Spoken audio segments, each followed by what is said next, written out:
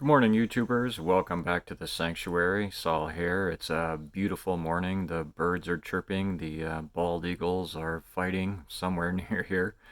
But I wanted to kind of make a video in regards to what they are now calling UAPs, what we used to call UFOs, of course. Many of us who are into the world of Sasquatch obviously have a broad fascination with the unknowns of the world, whatever those may wind up being. I've been kind of enjoying watching the debate about that with all this new footage that's been released. Kind of, I guess, it seems like one of the main counter arguments to them being actual physical objects, I guess, has been, I guess, a line of reasoning that I read this week in, I believe it was USA Today. Basically, that these are all just glitches of this technology. So I kind of wanted to tell a couple stories and kind of share my feelings about that a little bit. First off, let me go back quite a few years actually to when I was a private environmental consultant. One of the jobs that I had in that role was working for a pretty expensive development at one of the major volcanoes in the region, let's just say that. That involved me going into chalets while they were being constructed for, very wealthy occupiers slash inventor or investors who rented these out for large sums of money. I can't even imagine what those buildings must be worth today, but my job at that time was first I would go in when they were actually constructing them, and I would take pictures of. My primary goal was basically I was documenting what the contractor was doing to prevent mold, because that was kind of at the beginning of when mold was like really a huge thing in the real estate and construction industry. So I would go in, they'd send out some temporary labor guy who would follow me around with a backpack sprayer full of, I don't remember, it was probably just bleach. And I would point on the ceiling and be like, oh, look, looks like there's some, I can't remember what exactly they call it, or we called it, but it was just kind of like a little bit of like surface construction mold, because this is the Pacific Northwest. A lot of times when they construct things, they've got a lot of wood sitting out there, and they may cover it and whatever. So there's this whole legal issue that goes along with how they're taking care of their materials in the winter during construction. And the construction people obviously know that the people that are investing in these properties have a lot of money and a lot of lawyers, and so there's kind of this whole process that goes along with it. So one of the main things that I did initially was I would walk through these chalets. Like I say, they'd send somebody that would come up with a backpack sprayer to spray these little tiny spots of mold, and then I would take pictures of all the windows, showing the flashing that they had put in to prevent mold. I know this sounds very exciting, but then here's where it kind of ties back in. If you just bear with me a little bit, eventually these buildings were finished, and then the wealthy investors would be staying there, and then they would be rented out. And kind of the way that worked was there would be some kind of like, I forget what it's called, but it's like a warranty basically. Like the construction company was still on site finishing other ones, and so the people that were then in the finished ones, if they had any issues, they would call the contractor, and the contractor would be legally bound to come back in and do any kind of remediation. And so I'll just give you a quick example. You got somebody that had a water leak, and they're in there, and say it's Christmas time, and they've got their family and whatever, and all of a sudden there's a bunch of water everywhere. Again, for people who have a lawyer on speed dial or whatever, and their new property, to have water explode, that's kind of like a sensitive situation, right? And so I would get sent up there after the construction guys had finished their work on repair, and they would send me in there with this moisture meter. And so I'm standing there, and here I am, a peasant, in between these two very wealthy entities.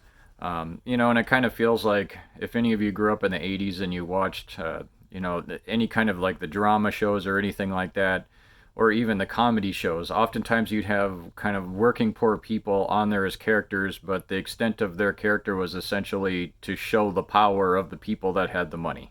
Right? Like, that's pretty much what it feels like when you're a person like me and you're in that situation.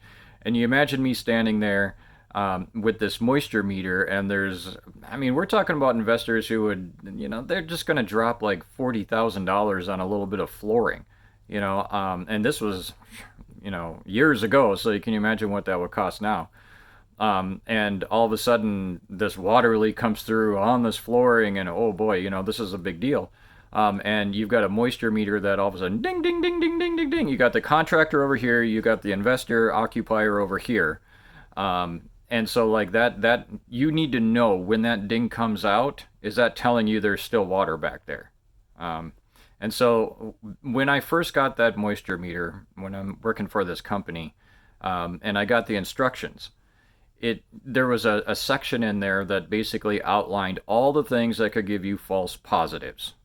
Okay, and I went and I actually typed that out into its own document and carried that with me, because in situations like this, I wanted to be able to actually figure out why it was dinging and be able to explain this to the people that were there, relying on what I was about to tell them, essentially, because that would kind of determine how things would move forward in the actual built environment, as far as is there more work that needs to be done and all these legal and financial issues that were at hand. Okay, so back to UFOs.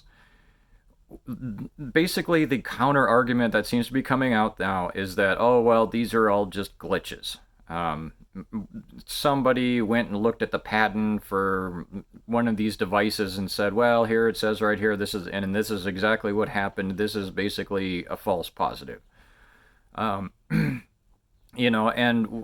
when I think about the implications, if that turns out to be true, let's just say that that's true for a minute, that all the videos that have been released by the United States government are nothing more than glitches and misidentifications.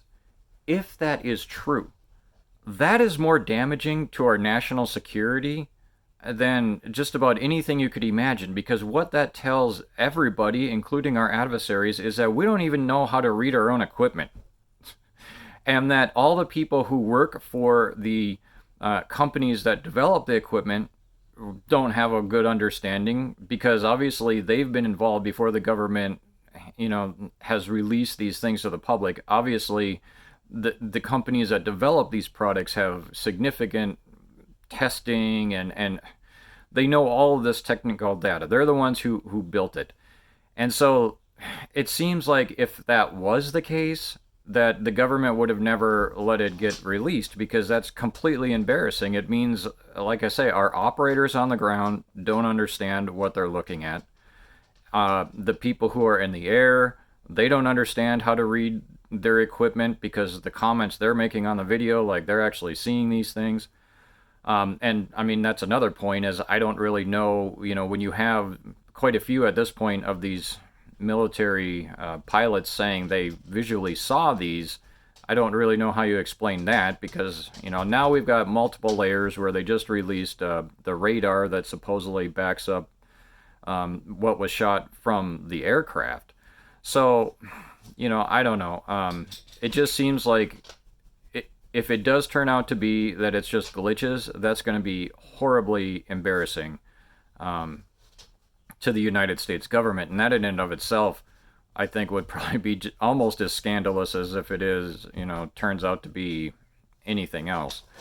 But that's kind of the issue that I've got with that logic. And I know it seems like a lot of people are like, oh yeah, of course, it's just this. And I don't really know. I mean, like I say, that will be a huge, that would just be such a huge blunder by the government and the companies that make these. I mean, you would think that obviously, and the other issue is that if that were the case, that, okay, we're picking up all of this anomalous data that doesn't exist in the real world. These are not physical objects. And it's fooled the operators, it's fooled the higher-ups, all the technicians that they're in charge of maintaining all of this equipment. It's fooled all of them. It's fooled the companies that make it. Because otherwise you'd think that they would be releasing other footage that would show, oh yeah, well, we later verified this was just a balloon or a goose or whatever, and yeah, it's just a technical glitch. Like, why wouldn't they do that to just acknowledge it? It's just, I don't know. The whole thing is kind of baffling. So we'll see what happens with this report that's coming out in June and what other information comes out. I guess I'm anxious to see, more pilots actually talking about visual, observations that they've made from their craft. But, I mean, the other thing I wanted to talk about in the video, just to kind of wrap up here, is the paranormal world in general relies a lot these days on technology, obviously, and the proper use of technology. And certainly, there's a lot of paranormal shows out there that are probably using what would you call it, off-label uses for these devices. In other words, they're not really using them properly, and they are. I mean, I can understand why people would make that argument, because if you look at the paranormal world, I mean, does anybody remember rods? That whole thing? I mean, yeah. So there's a lot of people that have made money over the years off of claiming glitches in technology are paranormal things. So I get where that criticism is coming from, and it's completely valid, of course. I've seen it over and over again on the internet, obviously. There's all kinds of stuff that's clearly just issues with, how it's being shot and conditions and the technology and all of that. And you see it in the world of Bigfoot, but I think the main issue with this that people need to remember when you always hear this criticism, well, we have more and more cameras on phones and people have these devices. Why have we not caught good footage of Sasquatch? And I think a lot of it is that people don't understand, like, it, in some ways, the proliferation of cameras on phones actually kind of makes it harder for us to capture these, because cell phones are awful at capturing anything at distance. I mean, they're pretty much, you're going to get a blob squatch no matter what, unless the thing is like in your face. That's just, you get just such.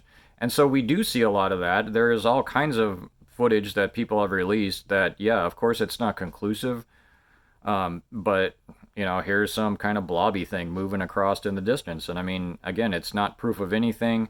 And and that's what makes it so difficult, because the main thing people forget is that cell phones, they don't have lenses unless you have an aftermarket one that you add on, and cameras basically rely on photons.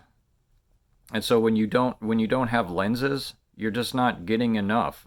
It's not going to give you a clear definition of any kind. So we have these issues in the world of Bigfoot. Same thing with trail cams. A lot of trail cams have like 10-second delays. I mean, you could have, large creatures move through. I mean, I've had that early on here. I did try a little bit of trail cams, and it was just, something could have moved through or whatever, and you wouldn't even know it. And so then you wind up just getting all this footage of, well, something tripped it, but you don't see what it is.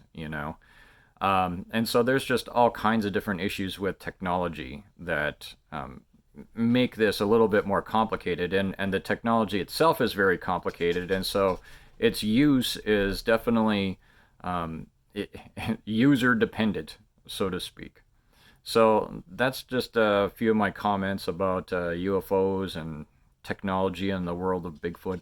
And I'm personally very excited to see what comes out in the report in June, and the debate that's gonna go, that's gonna surround that. So, all right, well, thanks for tuning in.